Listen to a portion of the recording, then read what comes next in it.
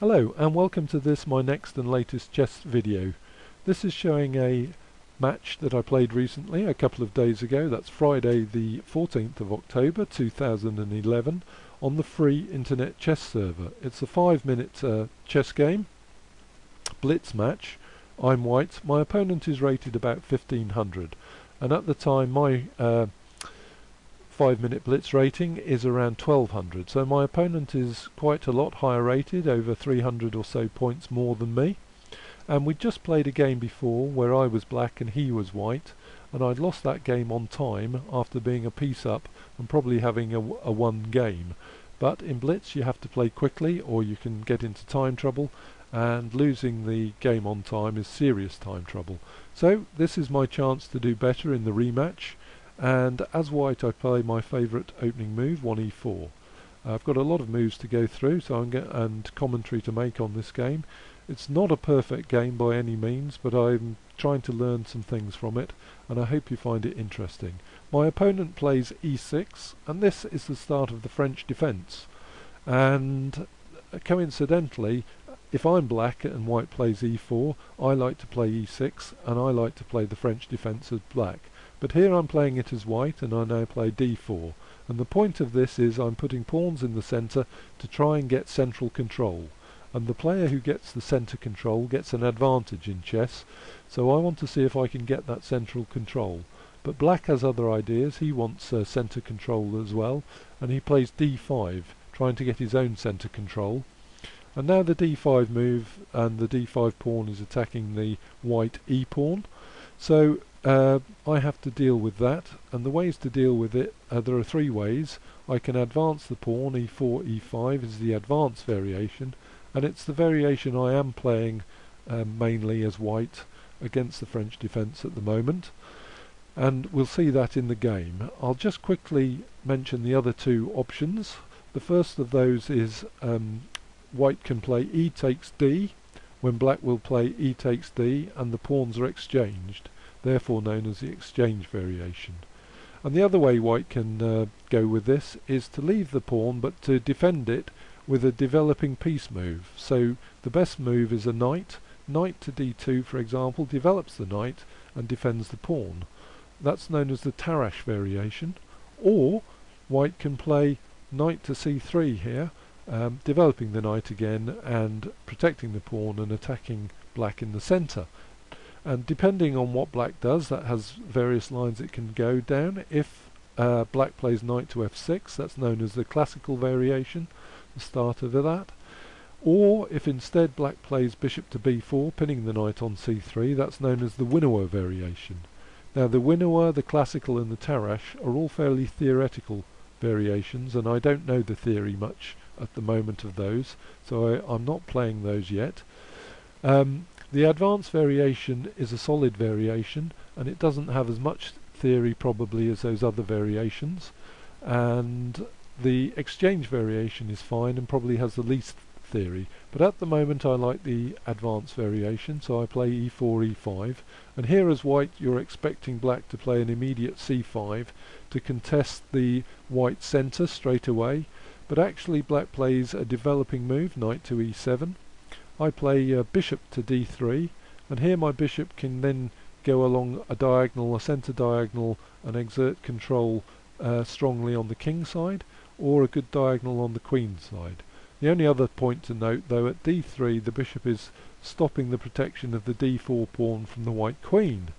Now this can be a good thing or a bad thing, you just have to be aware of it, because there is a line in the French advance known as the Milner-Barry gambit, where black might have his queen out on the b file, and black might wrongly think it's safe for him to pick up an extra pawn by playing queen takes d4, and that would be a bad move, because here white can simply play bishop now to b5 and check the black king, leading to a discovered attack of the black queen from white's queen, and whilst black has to deal with the check, at any stage white can play queen takes queen and go a queen ahead, giving him an advantage.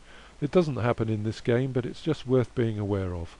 And here black now plays knight to g6, and he's gone against opening principles here because he's moved the same piece twice in succession in a row and this in effect gives me a move advantage or a time advantage known as a tempo.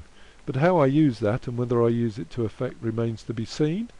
In fact, my next move I play h3, and looking at this now I think that's a bad move, a wrong move. Don't think I needed to do that. I usually do that when I castle kingside, and I'm going to do that, or I often do it, to prevent black coming onto the g4 square and getting too close to my castle king. But at the moment black doesn't have any threats of getting close to my castle king, so I think that could be a waste of a move just then.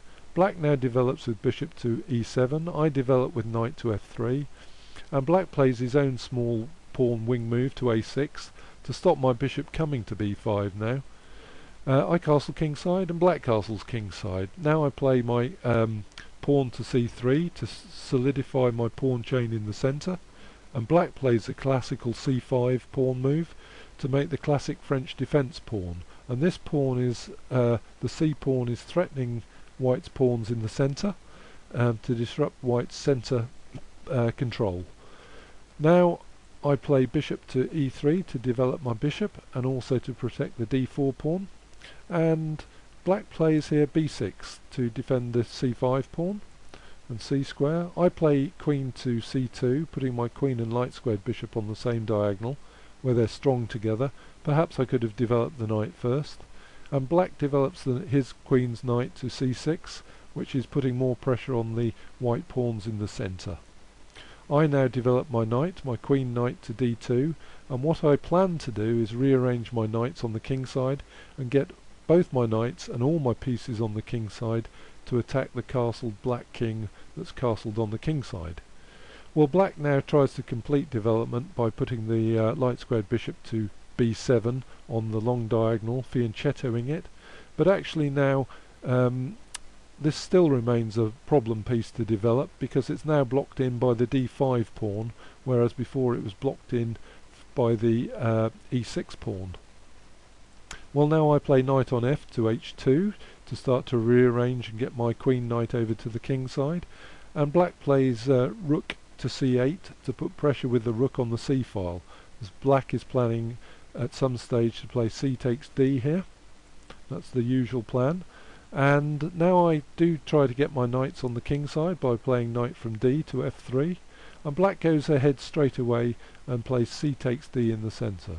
Here I can take back with the pawn, the bishop or the knight. I don't want to take back with the pawn now though, because that would fully open the c file and I'd have this nasty threatened attack of the black rook against my queen at the moment, unless I move my queen. And in fact I elect to take with my knight, thinking my knight would be strong in the centre, but I've made a mistake here. I've forgotten that the e-pawn is now unsupported and black can simply take a pawn for nothing, so knight on c takes e5 and black's won a pawn. Well, that stings me into action, and I simply want to swap off knights now and get my other knight into the game, so I play my knight from h to f3, but black doesn't want to do that and in fact plays knight takes bishop. So I play queen takes knight back, and black plays a good move here, simply e6, e5. He has his two pawns in the centre and the pawn is threatening my central knight on d4. Well, I still wanted all my pieces on the king side, so I decide to play knight to f5, and here it's attacking the dark squared black bishop, and it's also attacking the g7 pawn, which may become weak later, and I'm thinking that I might further strengthen my knight on f5 with g4, making it a strong knight outpost. But black has a very good move here, simply e5, e4, and now the black pawn is attacking both my queen and my knight, forking my pieces. Well, I have a simple but crude plan here. Queen to d4 sets up a checkmate move on g7, but I'm thinking my higher rated opponent is bound to see that obvious and crude attack, but actually he doesn't. He goes ahead and he plays e takes knight on f3, grabbing his extra piece, but it's curtains for him now because I've just played, of course, queen takes g7 checkmate and win the game. Well, there were a lot of mistakes in that game. I hope to learn from them, and really I do want to stop myself making silly, crude errors and just play a lot tighter and more disciplined chess. Anyway, I hope you've enjoyed watching this and perhaps you've learnt something from the video. Thank you very much. Thank you for watching.